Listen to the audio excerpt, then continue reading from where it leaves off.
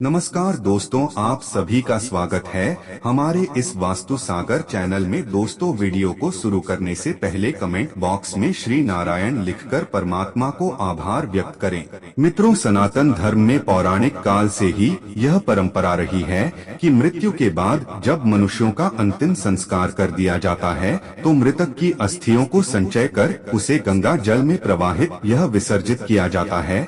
लेकिन दोस्तों, क्या आप जानते हैं कि आखिर मृतक की अस्थियों को गंगा जल में प्रवाहित करने के पीछे क्या वजह है?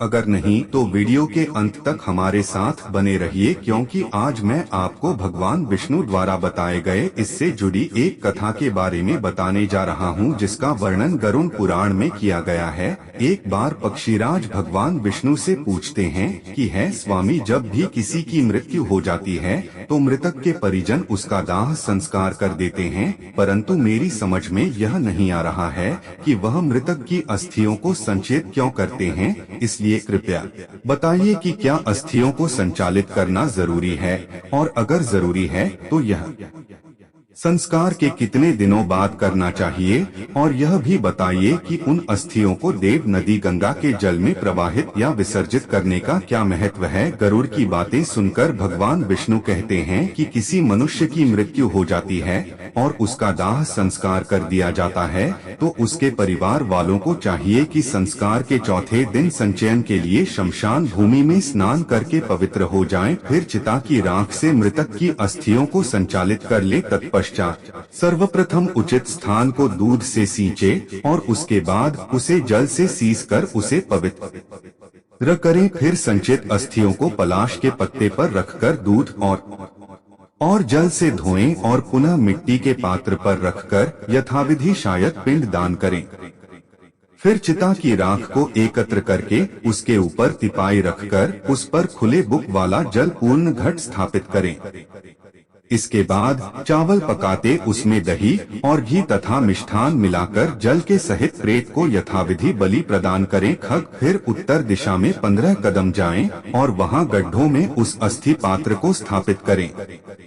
उसके ऊपर दाह जनित पीड़ा को नष्ट करने वाला पिंड प्रदान करें और उस अस्थि पात्र को निकालकर उसे लेकर जलाशय जाएं। वहां दूध और जल से उन अस्थियों को बार बार पर छाले यानी धोकर उस पर चंदन और कुमकुम का विशेष लेप लगाएं। फिर उन्हें एक दोने में रखकर हृदय और मस्तक में लगाकर उनकी परिक्रमा करें तथा उन्हें नमस्कार करके गंगा जी में विसर्जित करें। वीडियो में अंत तक बने रहे। गरुड़ जिस मृत प्राणी की ऐसी 10 दिन के अंतर्गत गंगा जल में विसर्जित हो जाती है उसका ब्रह्मलोक से कभी भी पुनरागमन नहीं होता। गंगा जल में मनुष्य की थी जब तक रहती है उतने हजारों वर्षों तक वह स्वर्ग लोक में विराजमान रहता है। इतना ही नहीं, गंगा जल की लहरों को छूकर हवा जब मृतक का स्पर्श करती है तब उस मृतक के सारे पाप नष्ट हो जाते हैं। जैसा कि तुम जानते हो कि महाराज भागीरथ ने उग्र तप कर गंगा देवी को अपने पूर्वजों का उद्धार करने के लिए उन्हें ब्रह्मलोक से भूलोक पर लेकर आए थे, और उसके बाद गंगा जल के स्पर्श मात्र से भस्मीभूत हुए राजा सागर के सभी पुत्र स्वर्गीय पहुंच गए थे।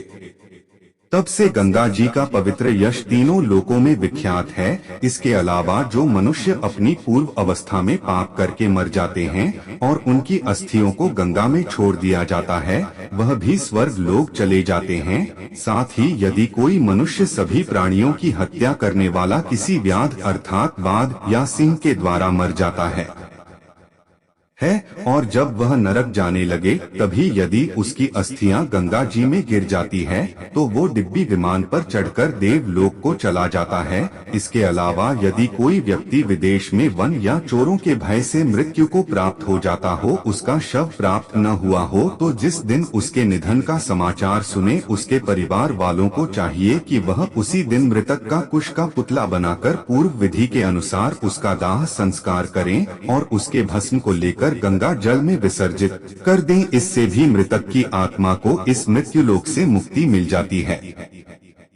इन सब के अलावा गंगा के किनारे मरे हुए बालक को गंगा जी में ही प्रवाहित कर दें और अन्य स्थान पर 27 महीने तक के बालक को भूमि में गाड़ दें। इसके बाद की अवस्था वाले बालक का दाह संस्कार करें और उसकी अस्थियां गंगा जी में विसर्जित करें। गरुण जो भी मनुष्य मृतक के लिए उपरोक्त विधि का पालन करता है, उसके मित्र परिजन की आत्मा सारे पापों से मुक्त हो जाती है और वह आनंद पूर्वक स्वर्ग लोक में निवास करने लगता है।